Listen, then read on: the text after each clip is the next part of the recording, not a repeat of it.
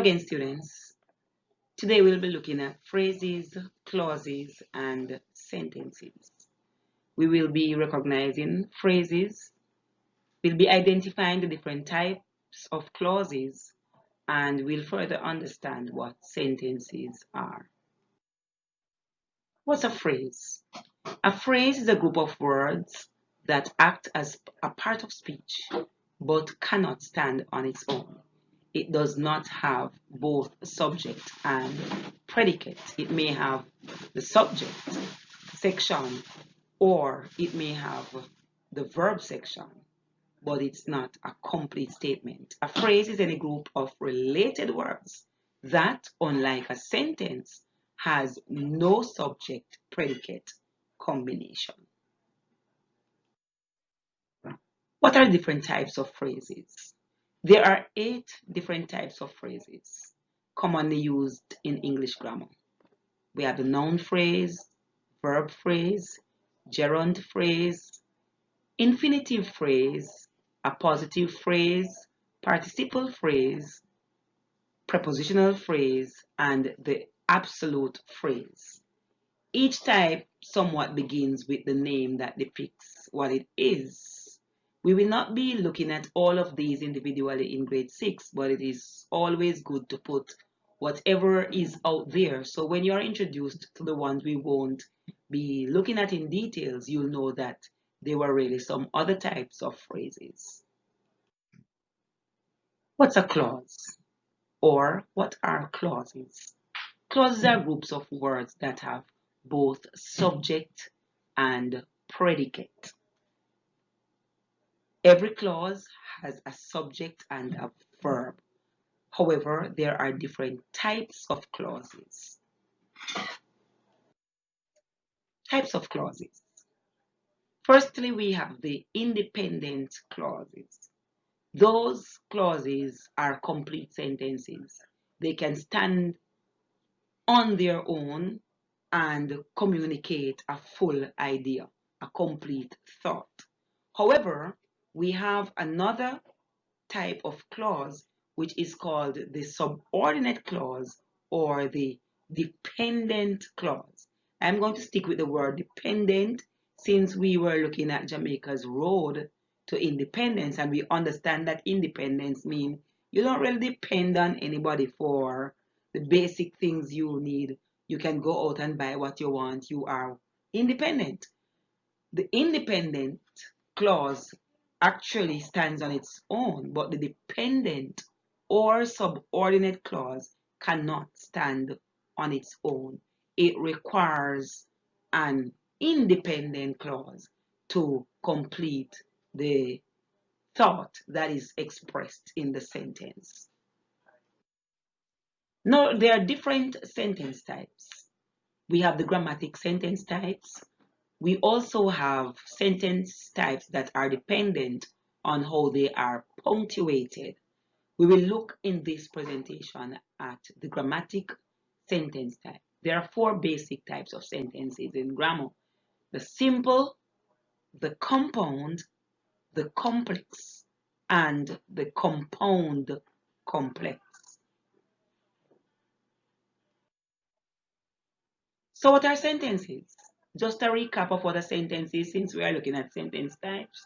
A sentence is a group of words that expresses a complete thought.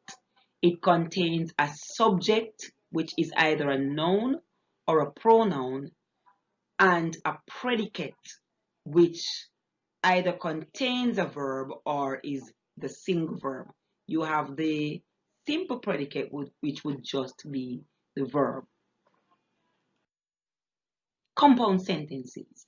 Now, compound sentences consist of 2 independent clauses, 2 complete sentences joined by one of these here. Could be a conjunction, a transition, or a semicolon. Compound sentences joined by conjunctions.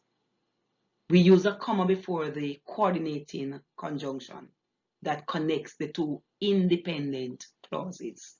Now, You would write the sentence, the first sentence, you write a comma, your conjunction, then you write the second sentence that constitutes a compound sentence. Because if you pull it apart, you could get two complete sentences that you have joined. Using the semicolon, we again have two independent clauses, two complete sentences. I said that we just join them, but they could stand on their own as complete thoughts. So we say, the boy is hungry. He needs to eat now.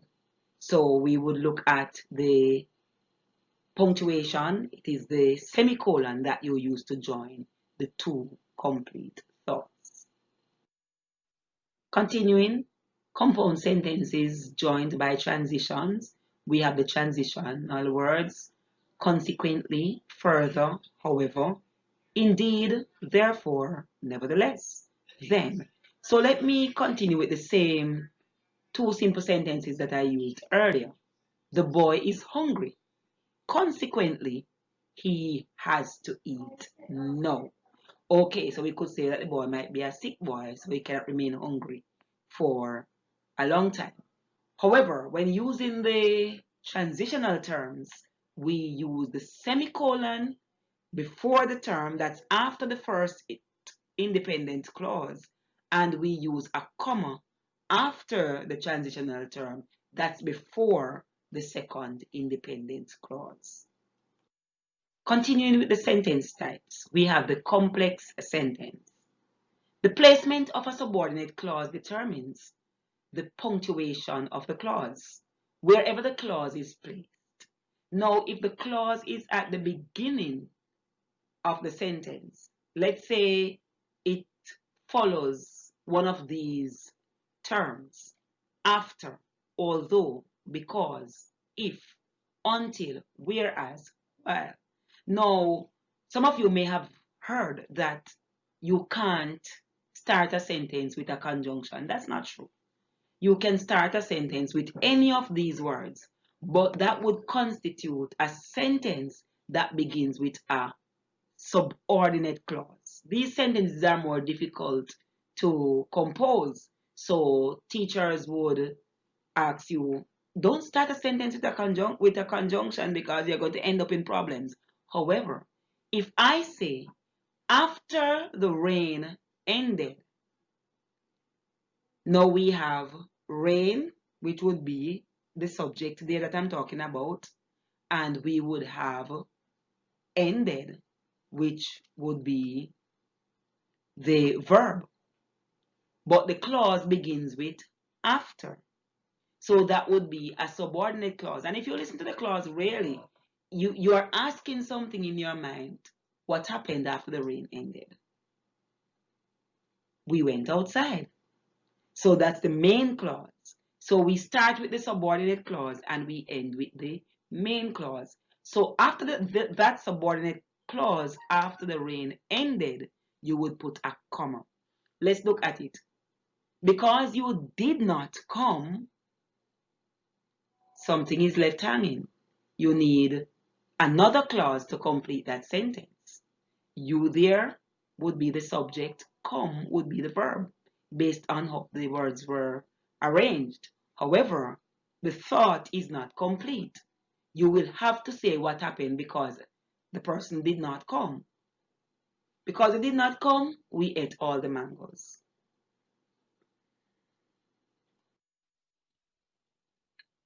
Finally, when the subordinate clause follows the independent clause, no comma is needed. If the main clause begins the sentence, you just write to the end and then you insert your end mark. However, if the subordinate clause begins the sentence, you will have to put a comma at the end of the clause before you write or compose your main clause.